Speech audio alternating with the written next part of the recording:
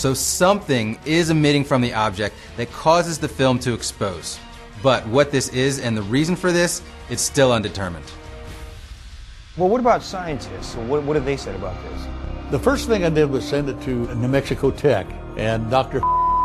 and he said, had I known the story on this, I would have suggested that you do isotope ratio abundance tests on it, because he said, we don't have the equipment here to perform these tests.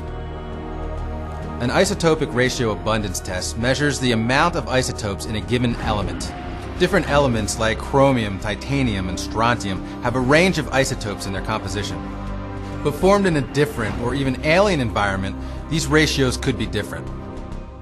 I had contacts to go to Los Alamos, and there I met who is the top metallurgist, and Dr. who they called in on special occasions, and he was really excited about this because he had never seen anything like it before. He said to me, this is something that I've been looking for all my life. He said, this is definitely extraterrestrial. Now, we have a report from Los Alamos. They said they did the analysis on silicon. I called Dr. and I asked him about it. He said, aluminum, aluminum. And I'm saying, why does he keep talking about aluminum? The report says you did it on silicon. He said, well, we'll have to talk to So I called and said, isotopes? No, we didn't do any isotopes tests at all. Although Los Alamos was supposed to do this isotopic ratio abundance test, they denied that they did. So were you getting the feeling that all these scientists that were doing the analysis were lying to you? Absolutely lying to me. We have a piece that may have fallen off of a UFO.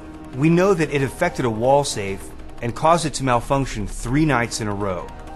And although there have been multiple labs and analysts that have looked at this object, Bob claims that they're scared to talk about it after their tests. But we've contacted 2 scientists who are brave enough to talk to us and analyze the Bob White object. My initial impression of the object was that it was extremely extraordinary. It was something like which I'd never seen before. Chris Ellis is a solid-state physicist with an expertise focusing on aluminum alloys and semiconductors. After poring over the data, we found that the object is an aluminum alloy of unknown origin. This is not anything like we've seen before. There are some very unusual metals in this object that you typically do not find in other alloys. What's the chance that these elements would end up in this alloy either naturally or accidentally? I'd have to say pretty much 0. So this is absolutely a manufactured object. Looking at a detailed list of all the metals and all the elements that can be found in this object, it's conclusive that they're there by purpose. This looks like a manufactured piece created by some form of intelligence. Now, could it be made by us, or could it have been made by an extraterrestrial? We're looking at something much more advanced than what we're currently familiar with today.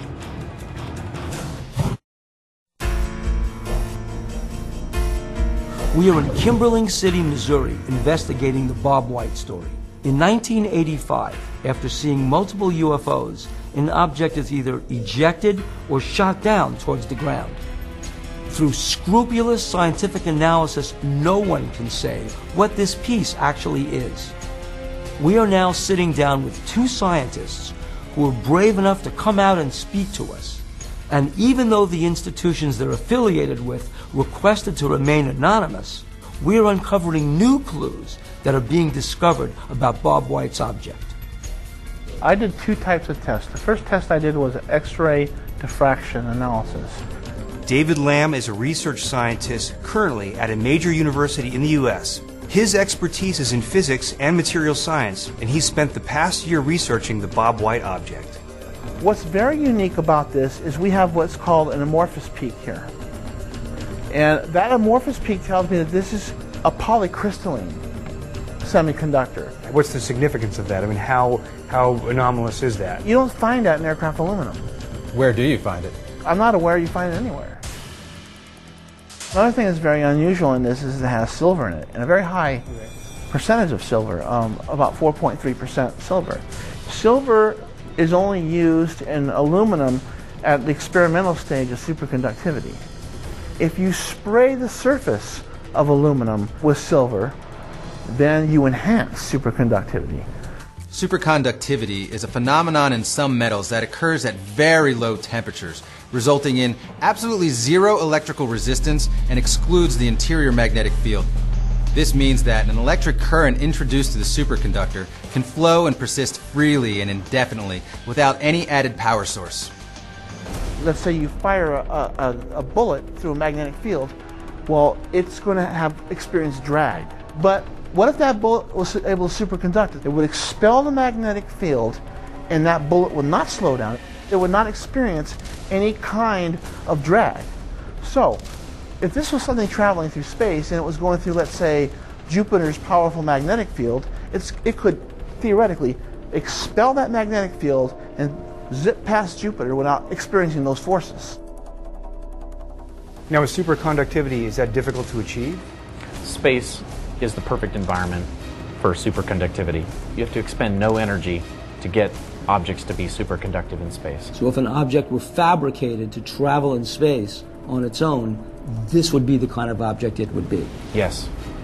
You're going to get the biggest bang for your buck out of the native properties of this object in space.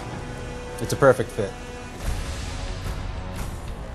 Let's put the pieces together. Bob White's object reminds me of other cases we've investigated in the past. Maury Island, where a witness said metal objects were ejected from a UFO. I took a little sample from the serrated edge of this aluminum piece. Most of the material you can identify.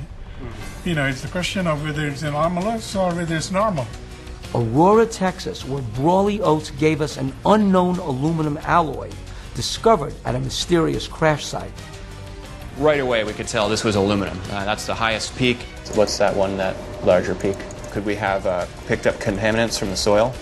Even if we did, it should correspond to some element that we could match here. That's interesting. Maybe we discovered a brand new element. What do all these things have in common? These objects have unique qualities that might point to an extraterrestrial origin. Further scientific testing may one day prove that it's of extraterrestrial origin. I'm not alone in thinking that trace evidence may be the key to discovering what's behind these UFOs. It's just a matter of time before we discover that smoking gun that will blow this secret wide open. Let's go.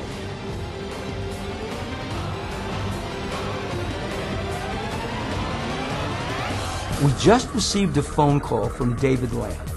After conducting additional scientific testing, he now theorizes that Bob White's object is a quasi-crystal of a very complex structure. This type of structure is considered to be the cutting edge of nanotechnology. It didn't exist in 1985, and even today, it's in its early stages of development. I believe as science and technology progress, it will one day be possible to properly identify the nature of Bob White's object and prove once and for all it's extraterrestrial.